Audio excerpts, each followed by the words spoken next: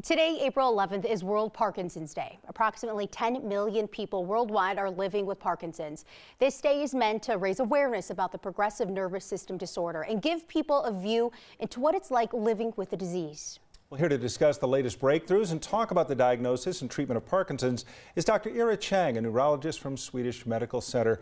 You were just talking, we want to talk about the basics of Parkinson's, give people a lay of the land, but you were saying the diagnosis of Parkinson's is really the key for most people to make sure that they are getting an accurate diagnosis. Yes, Parkinson's disease causes symptoms that most people know of tremor and shuffling gait.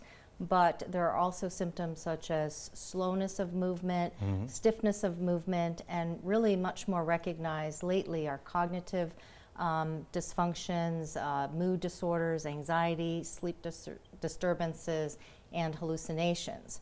So, but there are other, because there's no blood test or brain imaging test to diagnose Parkinson's, and there are other disorders that can cause tremors, such as essential tremor, or strokes that can mimic some of the same symptoms, and of course those treatments are different.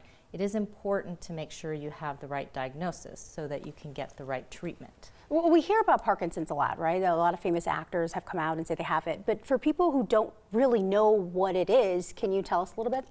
Yeah, so Parkinson's disease specifically is a neurodegenerative disorder, and so the brain cells in Parkinson's that produce dopamine deep down in the brain, called in the basal ganglia, are degenerate for some unknown reason. We don't really know what the trigger is, but once they start to degenerate, then they lose control of motor function, which is what that part of the brain controls. Right. You talk about the deep brain stimulation. There are now these devices that people with Parkinson's may have implanted that will provide them with an effect of a deep brain stimulation on demand in some ways, right? Yes, correct. I mean, usually Parkinson's starts with treatment with medications that can also produce the dopamine effect, but over time they become less effective.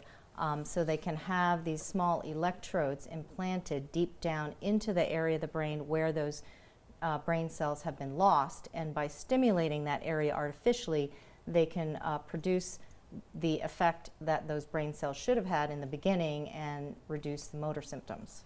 Well, today's the Awareness Day. What do we want people to know about this disease? Well, we do want people to recognize the symptoms and be able to see their physicians, and particularly neurologists or movement disorders, to make sure that they get the right diagnosis, and that there are effective treatments both from medication, stimulation, continuous infusions of dopamine that can really improve their quality of life, maybe even slow progression, and really be able to help them get over the symptoms of this disorder, even though there's not a cure. I was going to ask you, without a cure, it's a difficult, broad question, but where do you feel we are as far as progress towards a cure, or at least understanding how Parkinson's comes about and affects people most? Well, I think with a lot of these neurologic disorders, I think we've come a long way in treating them and controlling the symptoms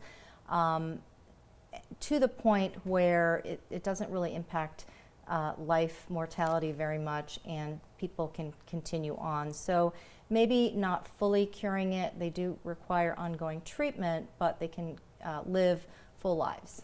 Well, we certainly hope so. And today, on World Parkinson's Day, hopefully we're taking one step at a time and getting closer. Thanks for coming in today. Thank you for having me. Dr. Ira Chang joining us from Swedish.